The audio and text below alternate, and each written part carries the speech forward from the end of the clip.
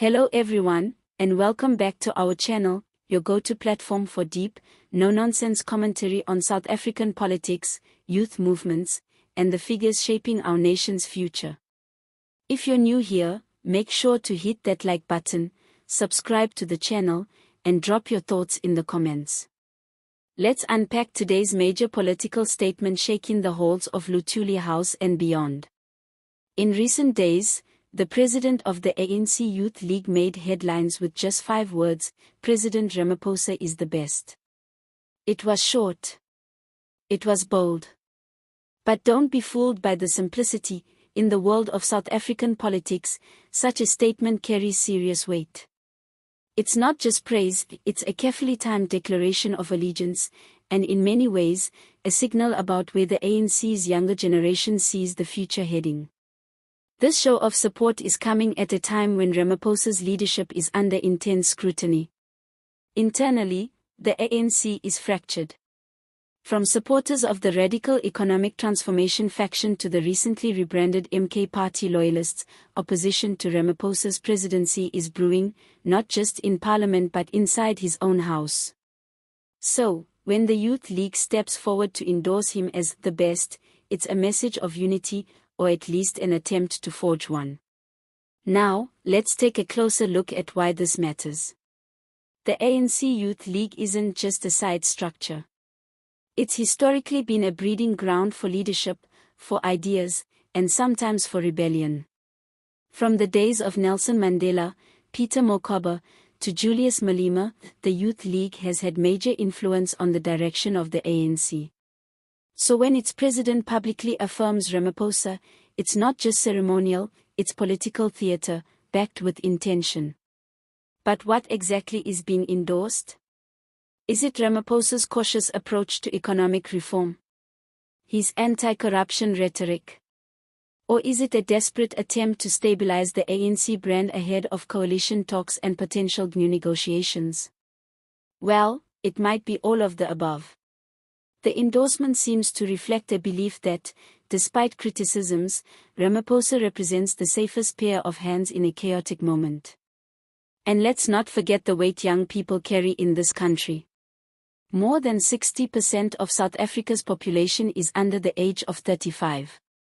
That means their voice isn't just important, it's decisive. But here's the paradox: even though young people are the majority, they're the least likely to vote, the most likely to be unemployed, and the ones most failed by the system. So for the Youth League to align itself with a president under fire for slow progress, it raises eyebrows. Still, the League's leadership sees something in Ramaphosa worth backing.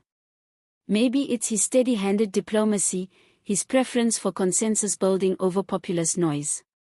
Or maybe it's strategic: by staying close to Ramaphosa, the Youth League gains more access, more influence, and possibly more resources.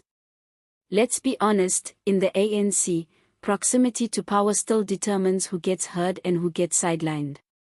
But let's also be clear, Ramaphosa is not without major flaws. The Eskom crisis hasn't been resolved.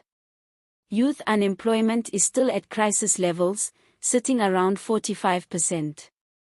Public healthcare and education systems are under pressure. Corruption, while better exposed, remains largely unpunished. So when the Youth League praises the president, many South Africans might be asking, based on what exactly?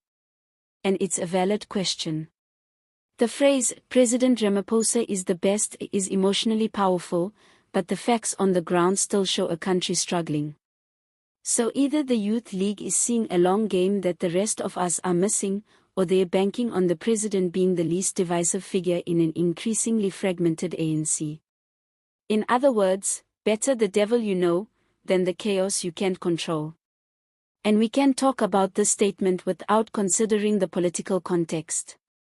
The ANC has just gone through its worst electoral performance in democratic history.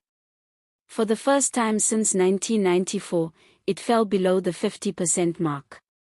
That means coalition politics are here, and with them comes a serious battle over who gets to lead in this new era.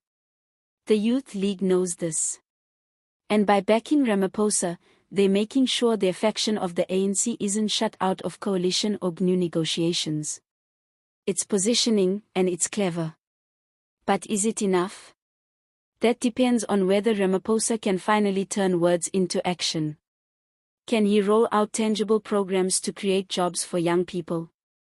Can he push the National Prosecuting Authority to take bold steps on corruption? Can he fix basic service delivery before the next wave of local elections?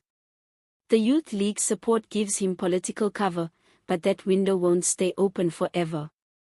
South Africa's youth are watching. They're angry. They're hungry. And they're tired of promises.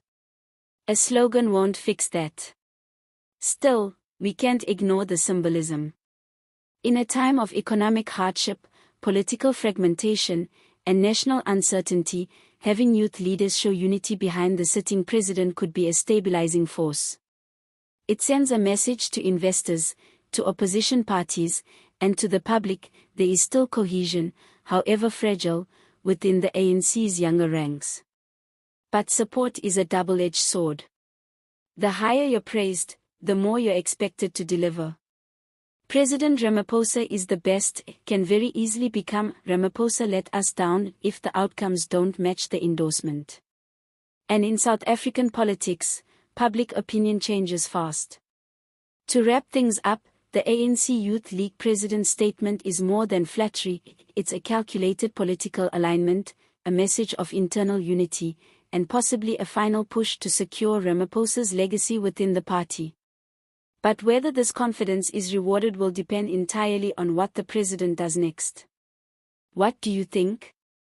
Does the Youth League's endorsement mean anything to the millions of young people still living in poverty, still looking for jobs, still waiting for their lives to improve? Or is this just another staged show of loyalty from within a party struggling to redefine itself? Let us know in the comments below. Do you believe President Ramaphosa is the best, or is that just hopeful spin in a country desperate for results? Thanks for tuning in today. If you found this analysis helpful, hit that like button, subscribe to the channel for more honest and in-depth political commentary, and don't forget to turn on the notification bell so you never miss an update. See you next time.